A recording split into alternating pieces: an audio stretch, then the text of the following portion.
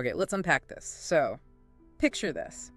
It's 2009. We're not talking server farms, nothing like that. Right. Just a quiet bedroom, and there's programmer Hal Finney starting up his personal computer, and he becomes the very first Bitcoin miner. It's amazing to think about, isn't it, that origin? Totally.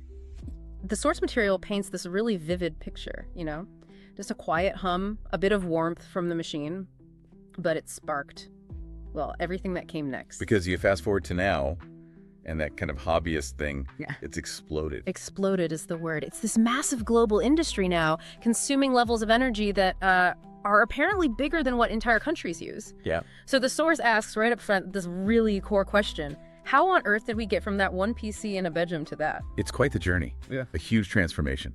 The source describes it going from this decentralized, almost like amateur thing, to these gigantic specialized operations, tucked away in places where power is cheap, sometimes using volcanic energy in Iceland, apparently. Wow, volcanic energy.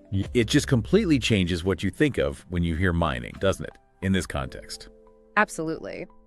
So welcome everyone to this deep dive. We're really focusing in today on cryptocurrency mining, using the insights from these article excerpts you brought. Yeah, and our mission really is to pull out what the sources say are the key takeaways. We want to trace that journey mining starting as this technical thing and becoming this complex, energy-hungry, but still crucial process. And look at how it's still changing today. Exactly. Think of this as, cutting through the noise to really get the why and the how behind this essential part of the crypto world. Right, so let's start with the basics. The mechanism, anyone following crypto knows mining is about validating transactions. But the source really focuses on how Bitcoin does this, highlighting proof of work. How does it describe that? Well, it frames proof of work as this constant global competition, like a race, basically, happening roughly every 10 minutes. Yeah. Miners are using these powerful computers not just to sort of process the transactions, but to solve these incredibly complex math problems, computational puzzles based on the transaction data. Okay. And it's not just busy work, Finding the solution is the proof that they've actually expended significant effort, computational effort. That's the work in proof of work. And putting in that work gets rewarded. Precisely. The first miner, or it could be a group of miners, who finds that solution for a block of transactions, they get newly created Bitcoin, plus the transaction fees from that block. So it's a built-in incentive. Pretty powerful one. Oh yeah.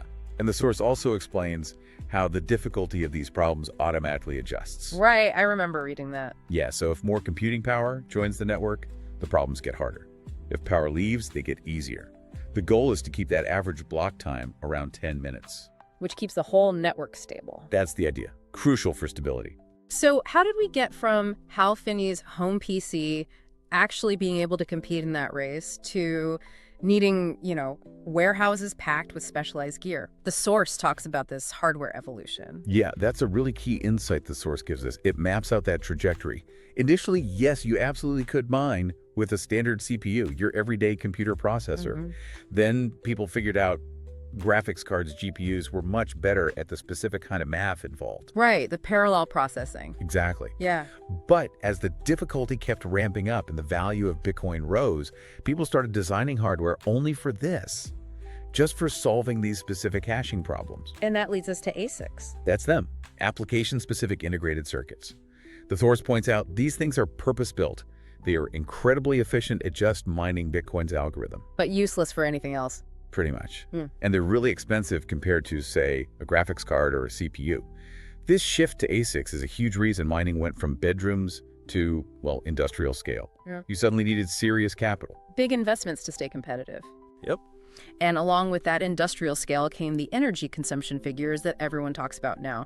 The source has a comparison that's, well, pretty stark. It really is. Just to give you a sense of the scale, the article mentions Bitcoin mining's energy use is now comparable to the annual energy consumption of the entire Philippines. The whole country. The whole country. That one statistic really hammers home the environmental concerns that have become, so central to the whole debate around proof of work. Which makes sense why, as the source mentions, other cryptocurrencies started looking for different ways to secure their networks. Right. The source specifically contrasts proof of work with proof of stake, positioning it as a major alternative. Okay, so how does that work differently? Well, with proof of stake, you're not solving those complex math problems using raw computing power. Instead, validators, the people confirming transactions, are chosen based on how much of the cryptocurrency they own and are willing to essentially lock up or stake as collateral. Ah, so the security isn't based on computation, but on economic incentive.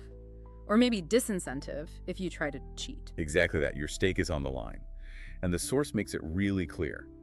This approach uses drastically less energy compared to proof of work. Okay, so the energy use is definitely a major challenge, the source flags. But it doesn't just leave it there, does it? It also talks about how this challenge is actually pushing innovation in energy. Yeah, and this is one of the really interesting angles in the sources. It's not just a story about consumption.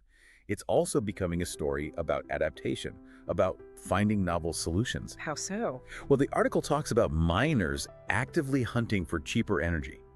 And often that means renewable sources, or sometimes energy that would otherwise be wasted. Like that example of using flare gas from oil fields. Exactly. The source says using that otherwise wasted, polluting gas from mining can cut the greenhouse gas emissions associated with flaring by something like 63%. Wow, that's significant. So turning a waste product into computing power. Pretty much. Or there are examples of using hydropower.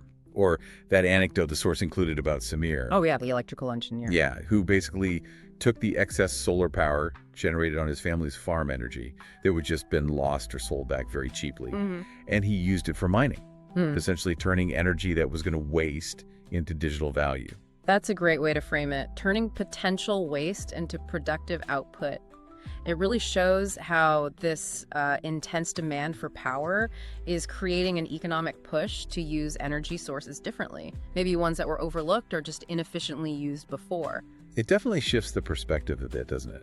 From just mining uses loads of energy to mining's energy needs are actually driving some creative thinking about where we get energy and how we use it, maybe even cleaner options. Stepping back slightly, the source brings in some perspectives on what mining is fundamentally for. It quotes Hal Finney, the first miner, saying, "Mining turns electrical energy into digital security."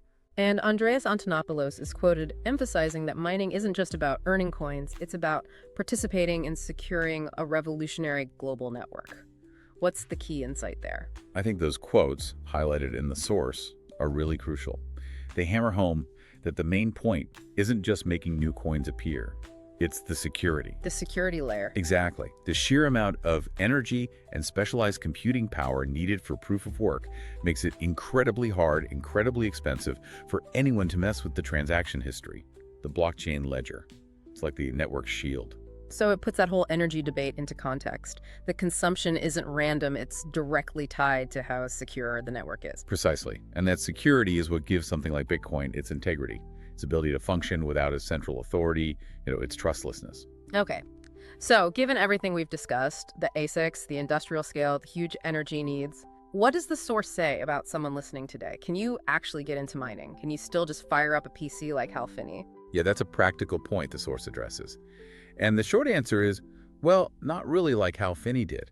For beginners today, direct solo mining, just your computer, is generally not economically viable anymore. Makes sense. The cost of the specialized hardware, the ASICs, plus the electricity needed, it would almost certainly cost you way more than you'd likely earn back in Bitcoin, given how competitive it is. But the sources do mention there are still ways to participate, right? Even if going solo isn't the way. Yes, absolutely. It talks about mining pools.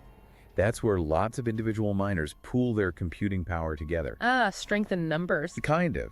It increases their collective chance of finding a block solution, and then they share the rewards based on how much power each person contributed. Okay. And it also mentions cloud mining, which is where you essentially rent computing power from one of those big industrial scale mining operations. So you don't have to buy or run the hardware yourself. Exactly. It lowers the barrier to entry, although you need to be careful about the contracts and profitability there too. But yeah, these offer ways in without needing that massive upfront cost for your own setup. So the way people participate has evolved too, just like the tech. Absolutely. It just reflects that whole industrialization of the process that the source describes so well. Okay, so let's try and pull together the main threads here based on the sources we've looked at in this deep dive. We started with that amazing contrast, didn't we? Hal Finney, one guy, one PC in his bedroom back in '09. Yeah, kicking off mining is this kind of technical hobby. Versus today's massive global industrial scale. And we dug into proof of work, the core mechanism the source explains for securing the network, that constant, competitive, energy-guzzling race to solve complex problems every 10 minutes or so.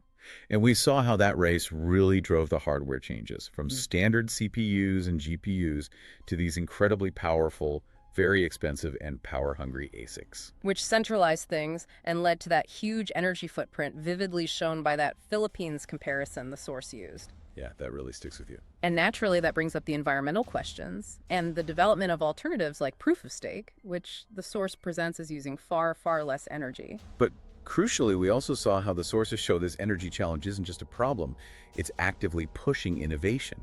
We saw examples like using flare gas, cutting emissions, Right, by 63%, the source said. or harnessing excess solar power, like in that story of Samir's farm. It's driving creative thinking about energy. And we heard those key perspectives from figures cited in the source, Hal Finney and Andreas Antonopoulos, reminding us that mining's core job is network security, turning energy into digital security, not just making coins. Yep. And finally, for anyone thinking about jumping in today, the source is pretty clear. Solo mining is likely out, but options like mining pools or cloud mining still offer paths to participate. So what's the big takeaway here for you listening? Well, understanding mining, especially proof of work, is really fundamental if you want to grasp how systems like Bitcoin actually stay secure and maintain their integrity. Yeah, it really shows how a purely technical idea can ripple outwards and have these massive real-world consequences, affecting global energy markets, sparking environmental debates. And even driving innovation in clean energy tech. It's a fantastic example of how technology and its effects, intended or not, positive or negative, are all tangled up together. It's definitely a complex picture and one that's still evolving. Absolutely. Which leaves us with a final thought, maybe something for you to chew on. Given how this intense need for efficient, reliable, and increasingly clean energy within the digital world of mining is pushing innovation, especially around renewables and using waste energy, how might that pressure influence other big computing demands down the line? Could the needs of digital systems like mining actually help speed up broader changes in our global energy infrastructure? What part of this whole evolution stands out most to you?